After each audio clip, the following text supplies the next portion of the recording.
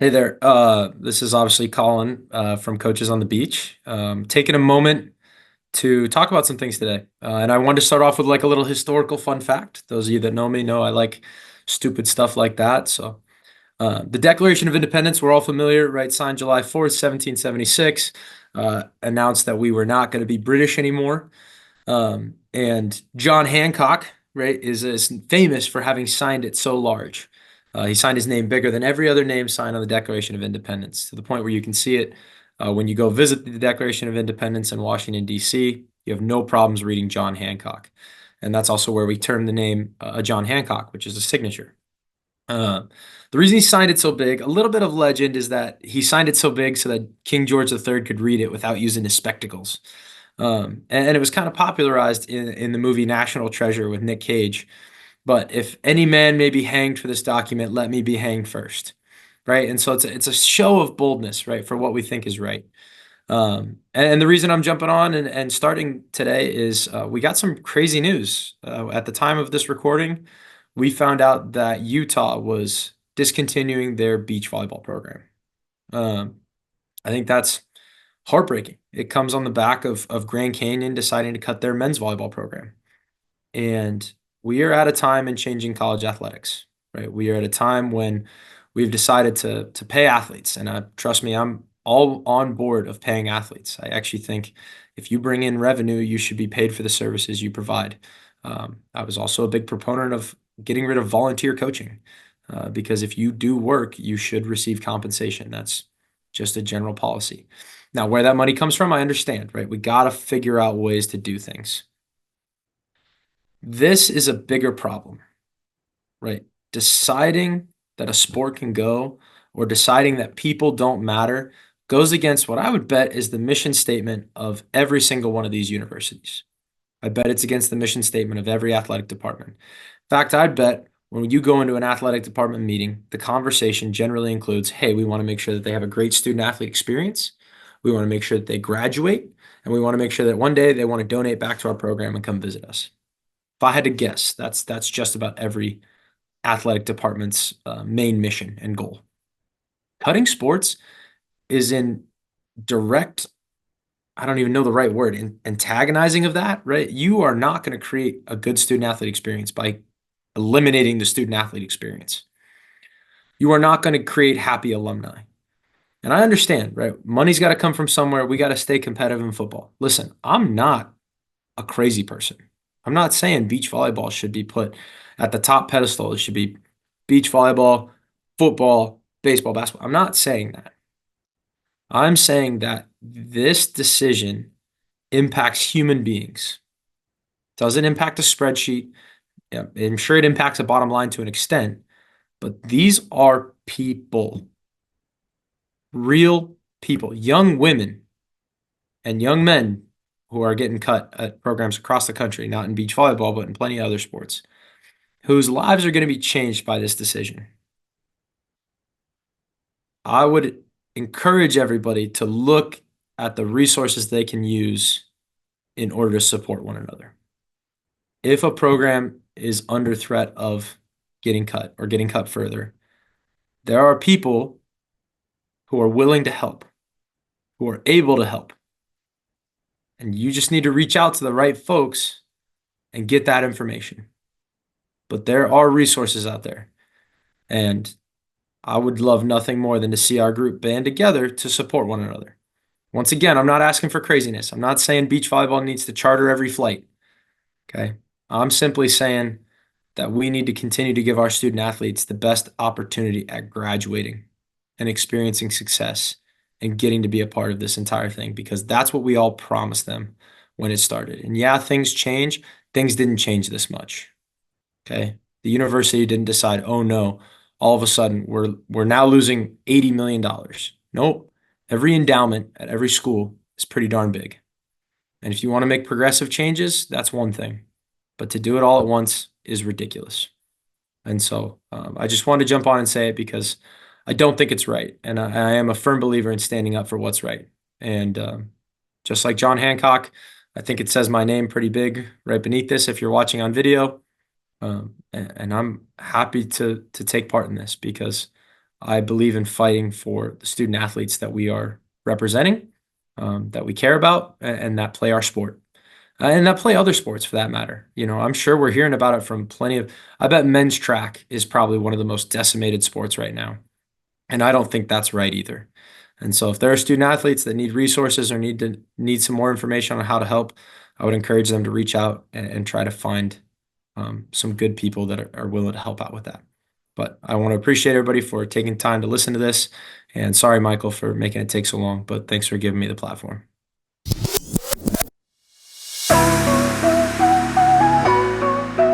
Welcome back to Coaches on the Beach. Today is that week, that championship week, where we crown a new NCAA championship or maybe an old one. Who knows? Colin, how you doing? Doing good, man. Excited to watch down at Gulf Shores. I'll be headed down there doing the USA Accelerator. So leaving on Wednesday afternoon in order to get myself over to Gulf Shores for the championships. How long is that drive? I was just there, right? Conference championships in Foley, so I am rip roaring, ready to rock right back on down.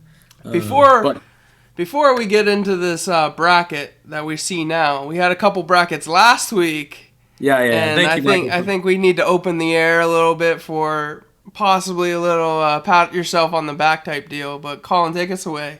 Yeah. I got a little bit of grief when something along the lines of Santa Clara will be in the WCC final against LMU, and I just wanted to point out who was in the final of the WCC tournament, but LMU and Santa Clara. Whoa, who could have saw that coming? I mean, somebody should consider coaching. And I am going to put myself in that category. I'm going to consider it as a job. Now, I will say I did get two other predictions wrong. I had Corpus as our Southland champs. I can't lie. I'm a little happy to see Allison and the Alexes from Boise State take it home, and rather decidedly. And then I had Cal Poly as our Big West champ. Shout out Long Beach. Mikey C., friend of the pod, getting it done and taking home the dub, leaving no doubt about his abilities to go to Gulf Shores. By owning it himself. So other than that, I think we crushed it. We both got the MPSF wrong. Yeah, that was a barn burner there, eh? Stanford came out of nowhere. Not came out of nowhere. They're the number 5 team in the country and took it home. So out of nowhere is an interesting term, but nonetheless, shout out them for getting it done.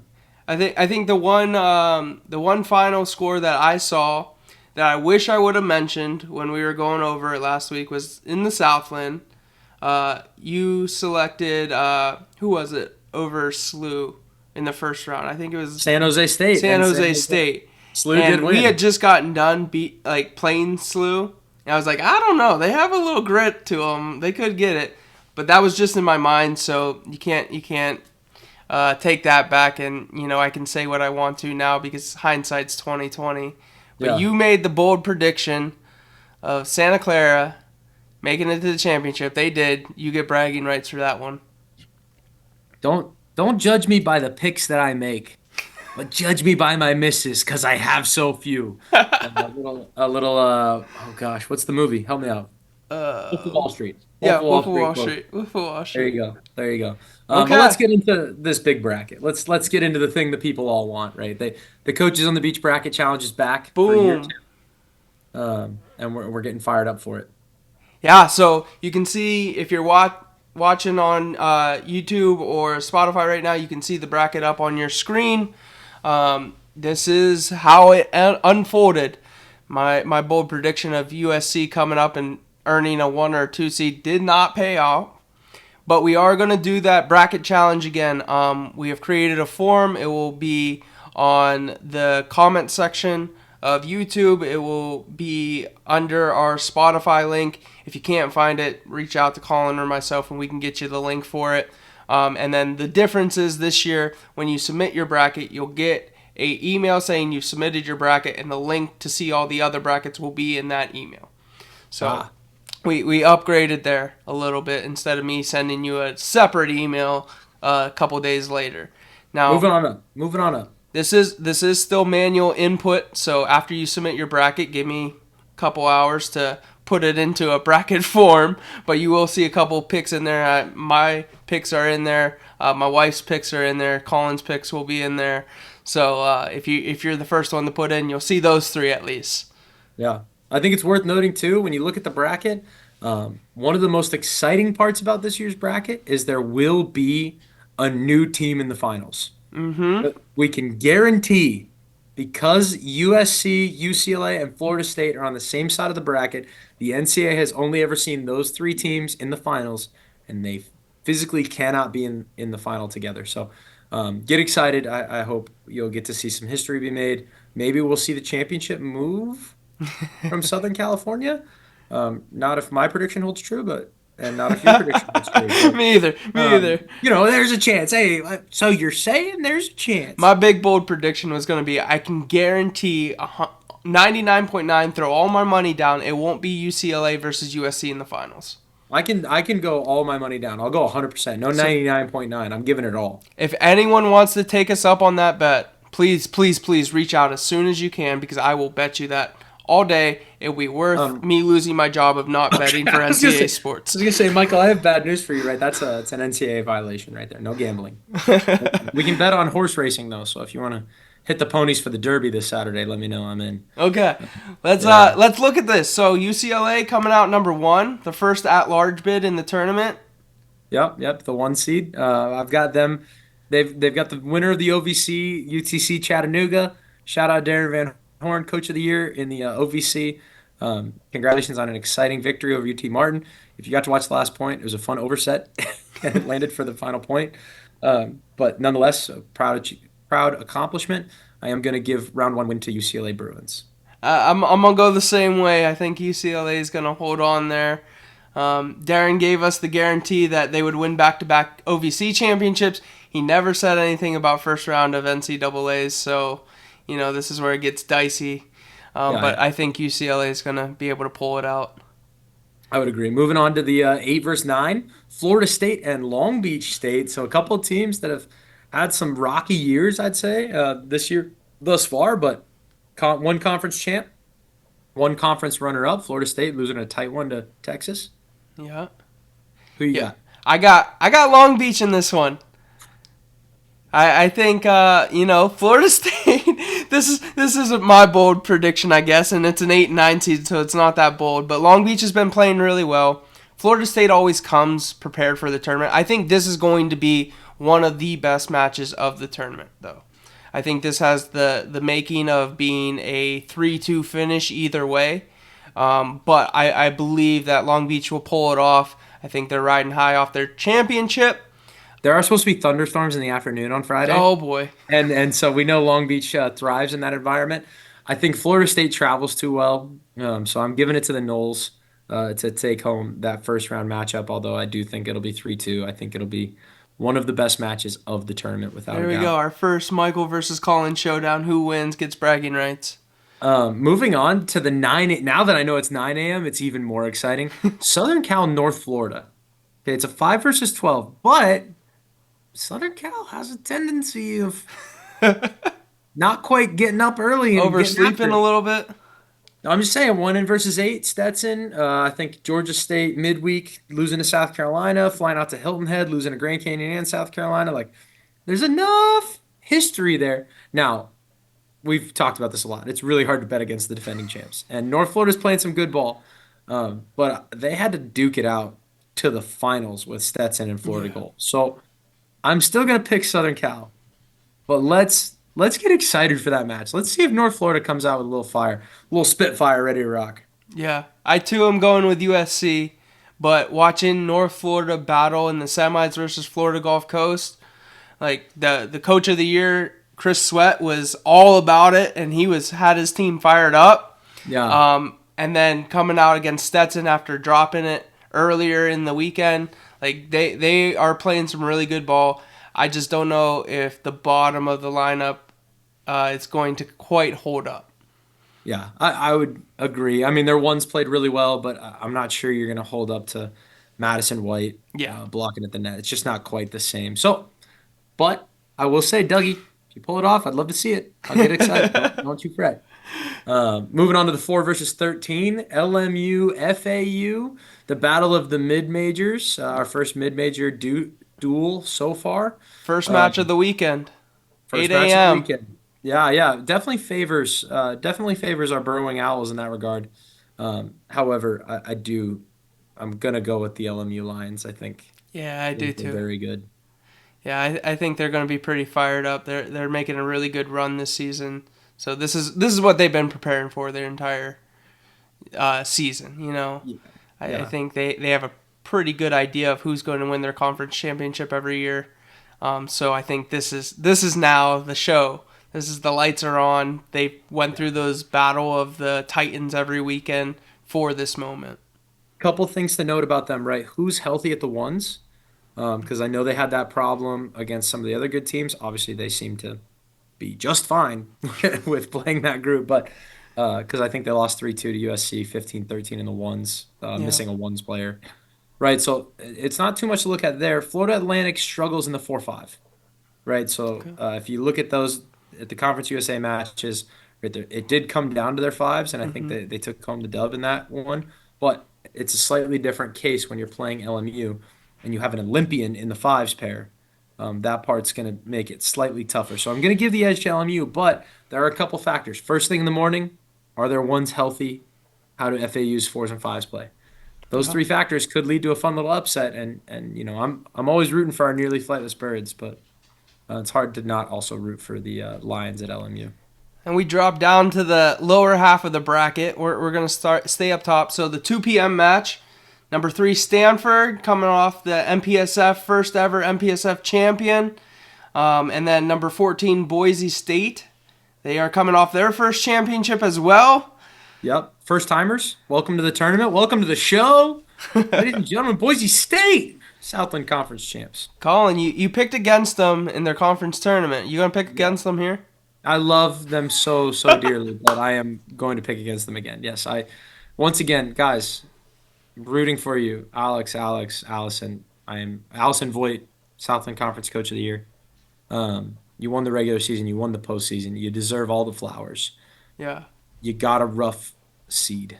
Yep. I'm not sure you have much of a case to seed. I will note, I think it's interesting that they got seeded above Georgia State. Once again, I don't think it makes a big difference.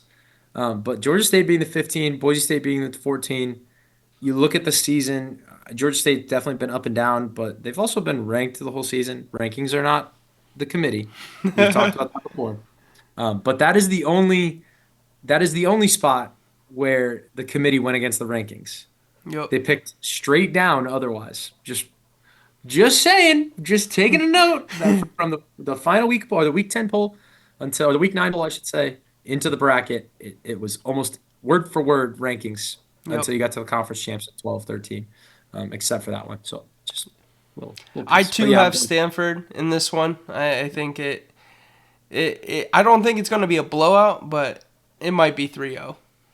it's hard the first time you're there, right? That you're so Yeah. excited, the nerves are there. A media day the day before. Media day the day before, right? You're doing a lot and you're late in the day, Yeah. right? You're 2 p.m. So you're sitting there all morning thinking about it. Yep. And I think that's gonna play to Stanford. Stanford's been here before. They're on a different mission this year. They're trying to win it all this year. And so I think it's not gonna play to Boise's favor, but nonetheless, enjoy being there. Get excited, get fired up to come back with a better seed the following season. They'll have a really tough Coastal Carolina match to open the 2026 season down in Boca Raton. So we'll There hope it to is. to be their first challenge. Gauntlet has been thrown.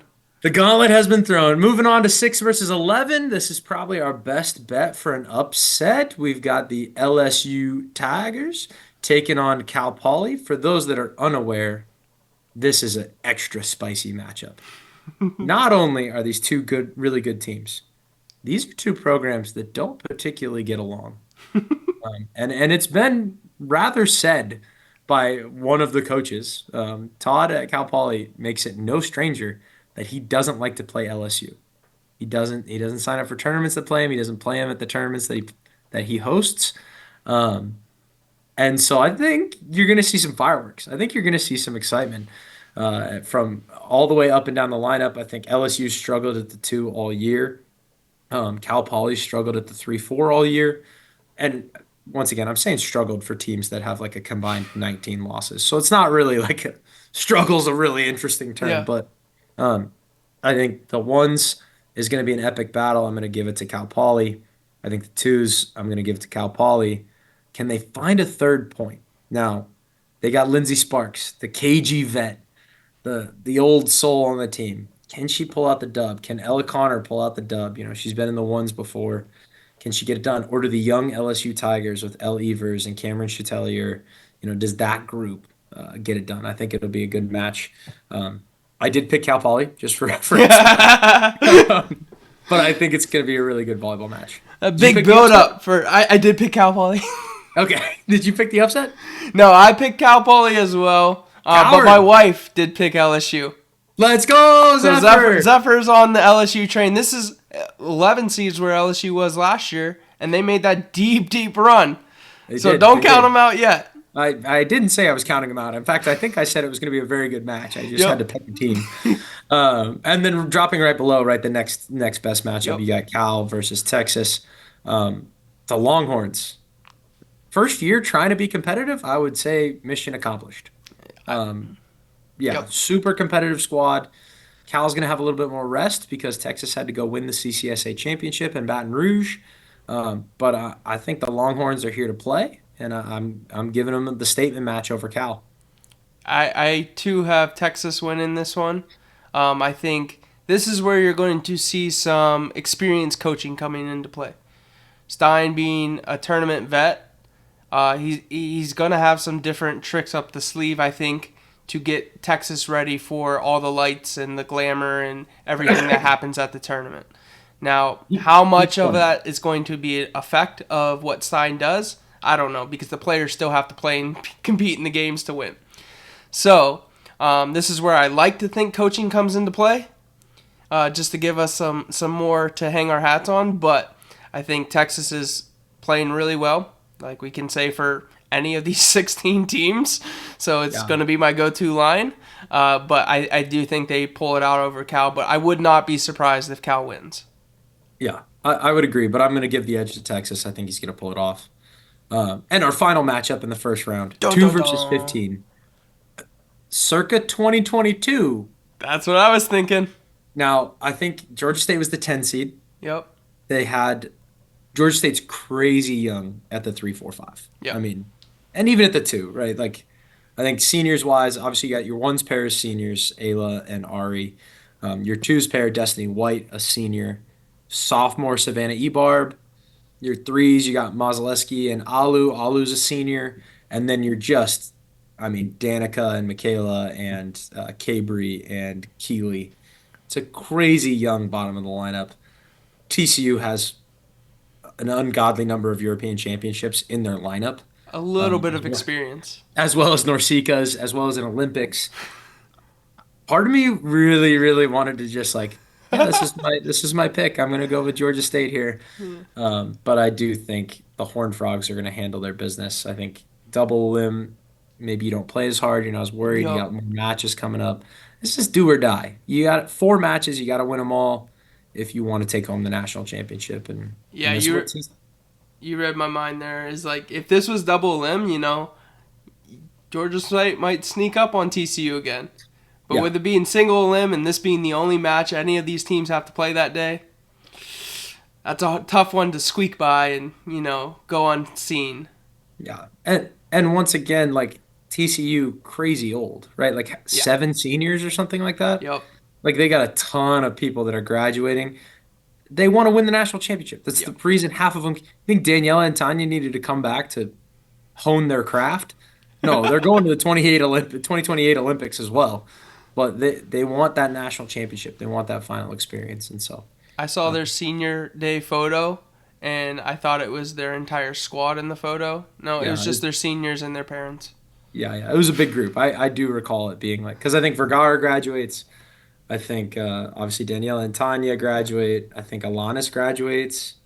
Okay. Um, gosh, there might be one or two more that I'm sure there's one or two more in I the think you lineup. were right with the number of 7 is what I counted. Yeah, I don't remember how many starters. That's the hard part for me, keeping track of starters. Well, got through the Um, first round pretty much unscathed here so far. yeah, And pretty I think shocked. this is a good time for our warning. This is not us rooting against any other team, so don't take it personally. You've done everything that we couldn't do this year. You got us if you need anything to fight back with. But going into the Listen, second round here, I want it noted. I'm actively rooting for all teams to win the national championship. If we could have 16 national champions, I would. Unfortunately, they make us do a bracket. yeah. And so that's what we're doing. And they kept Second Coastal round. and Austin P out of it just because they wanted to give everyone else a chance. Yeah, that's exactly what it was, dude. How did you know? Round two, you've got UCLA Long Beach. I've got UCLA Florida State. Did either of us pick the upset? Nope. No, we both went UCLA. We're gonna Yep. give it to the Bruins. Florida State, not your year. Once again, phenomenal squad. Brooks doing a great job. And coming up short against Texas was a great learning match for another team with a ton of youngins, right? Bailey Higgins is a freshman there in the threes. I think it came down to her court. You got Hmm. Bullware, who's got some good experience under her belt.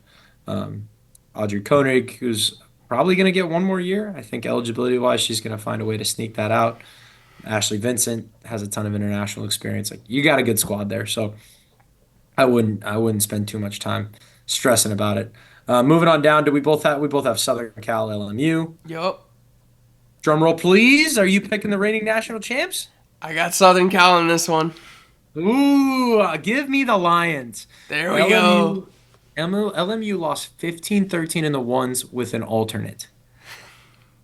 With an alternate. This is 3-2. this is the tournament, and your head coach's name is Dane. Listen, I understand he has not lost a tournament match in his career. I think he's getting his first one on Saturday. Saturday morning, give me the Lions. Saturday, what, 10 a.m.? 10 a.m. Saturday. 10 a.m. match on Saturday. Give me the Lions. There we go. I got Southern Cal again. Don't think I want to bet against them quite yet. Maybe next round. Just for We'll see. reference, Michael's also the only one picking an upset. I have gone straight chalk the entire way thus far. So I am the most boring person out here.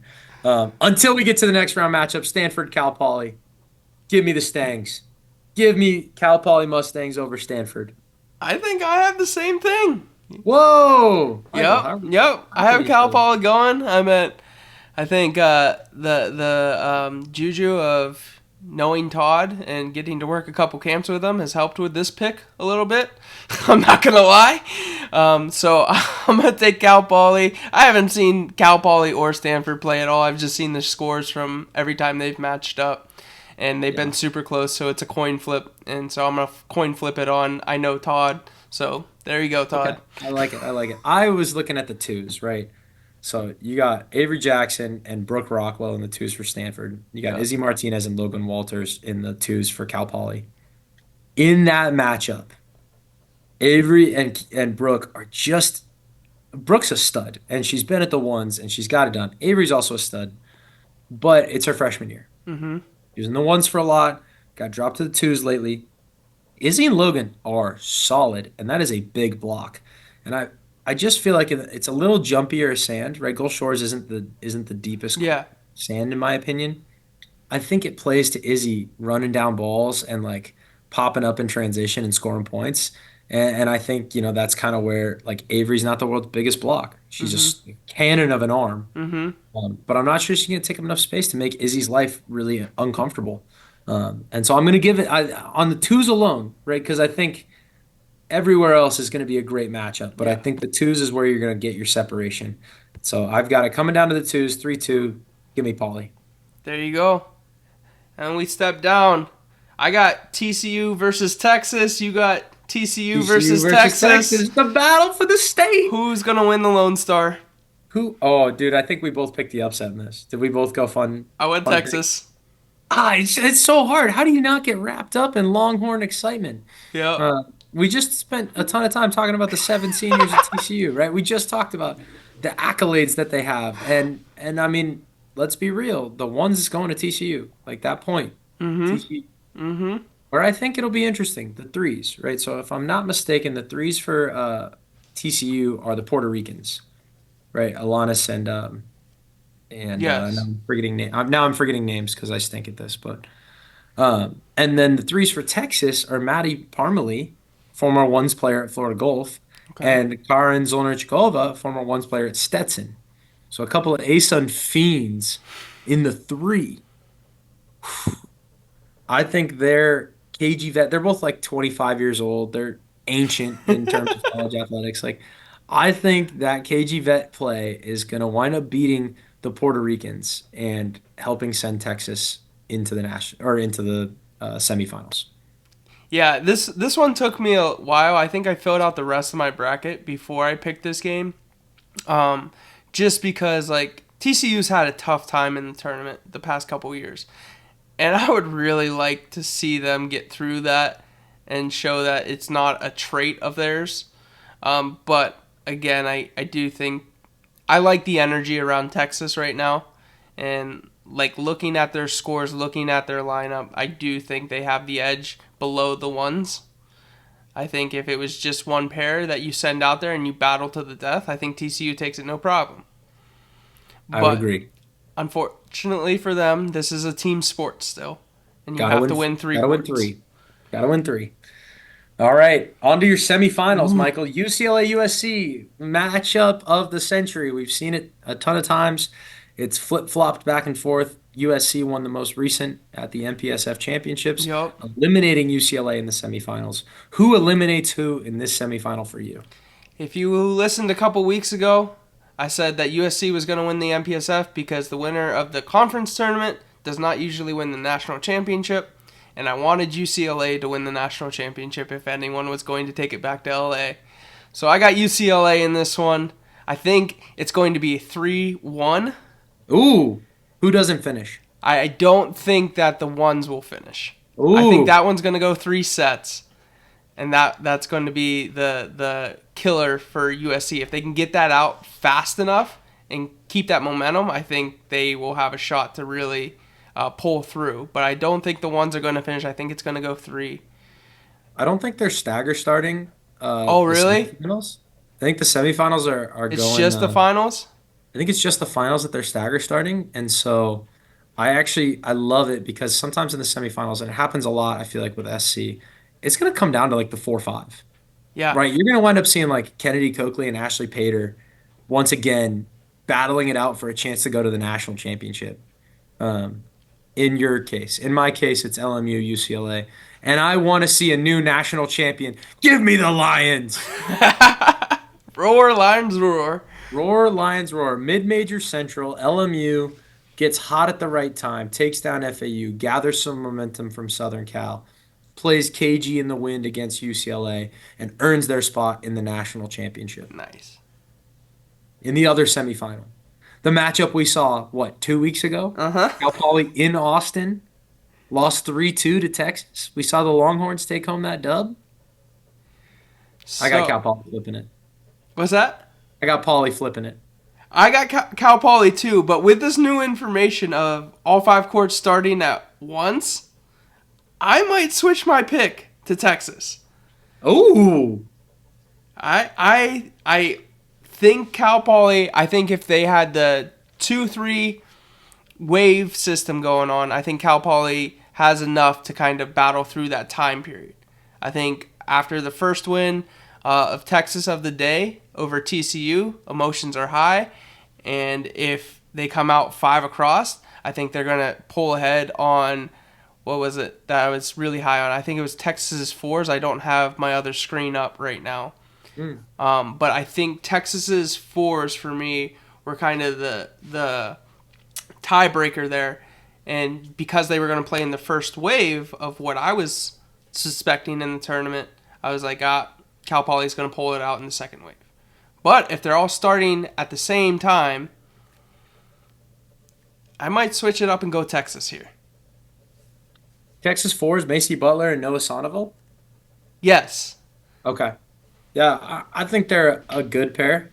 Um, Cal Poly, if Ella Connor's in the four with Lindsey Sparks, That's a tough one for me to pick against. Okay. And I think Poly gets the 1-2. I think Okay. Texas gets the 3. I think Poly gets the 1-2. I think Poly gets the 4. Okay.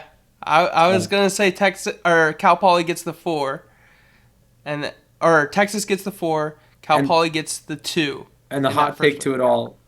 the hot take to it all for me is it actually is going to go 3-0, but it's just going to be because everybody's in third sets. Okay.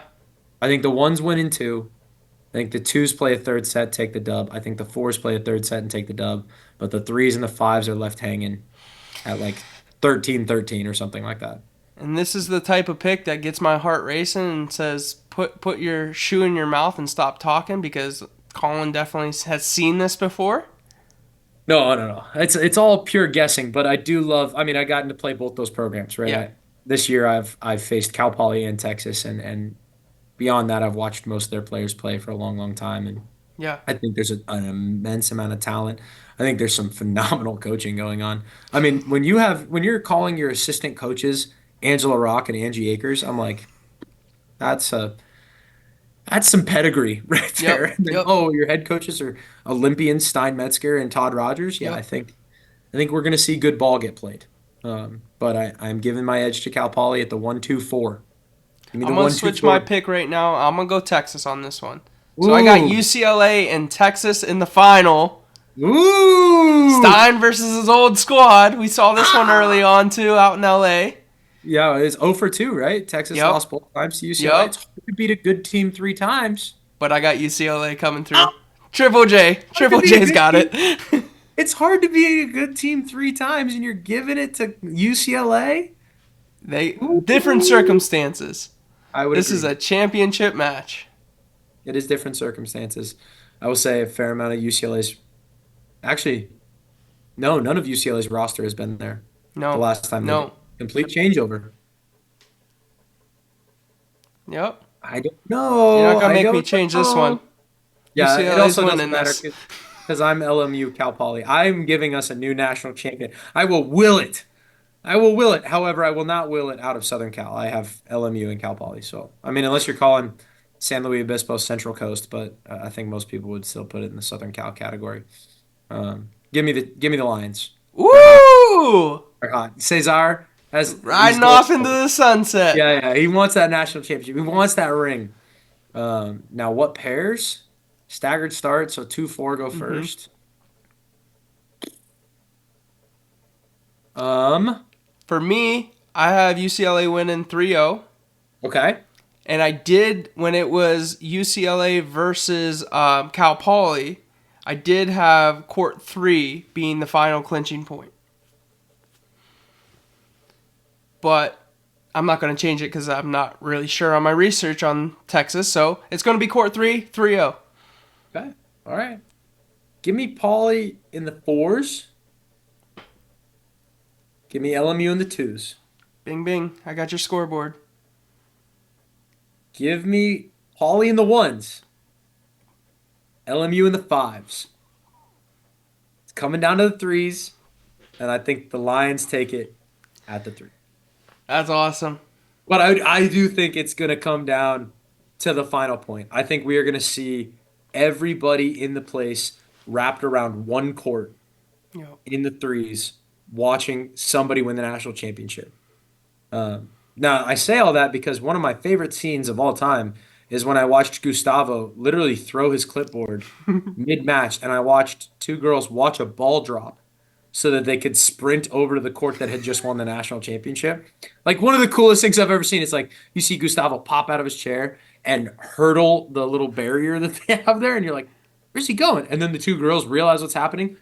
The other team gets a kill, and they're like, "I'm out of here." We win! We win! See ya! Which is just such a crazy way to end it. But I do think it'll be exciting. I think Cal Poly LMU Yeah. would be the final that I'm picking.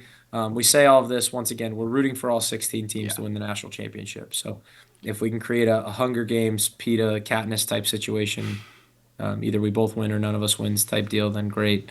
But if we have to pick, I am Yep. going to give the LMU Lions the 2025 national championship. I think we are in for a really good weekend of beach volleyball. I think this is going to be great for our sport. I think it's going to be great for the mid-majors out there to show that beach volleyball, if you want to be put on the national stage, this is the place to do it, is in beach volleyball, because it can happen to anyone. Really, really excited about this championship. All 16 teams, congrats. Like Colin said, we're rooting for you all. But somebody's got to win. Ding, ding, ding.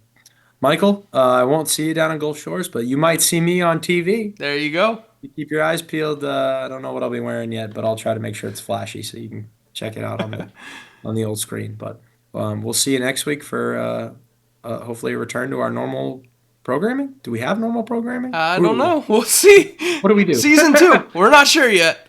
If you want to put in a bracket, please get those in. I will close the bracket form on Friday morning before the tournament starts. So this episode is going out on a Wednesday. So you'll have Wednesday and Thursday to get those in. If you would like, send it to all your friends to help us out. We're not collecting email addresses for any sort of newsletter. That's too much work for us. So don't worry about getting random emails. It's just to collect and put in the brackets. Just once a year. For a good time. All right, Colin. We will see you next week.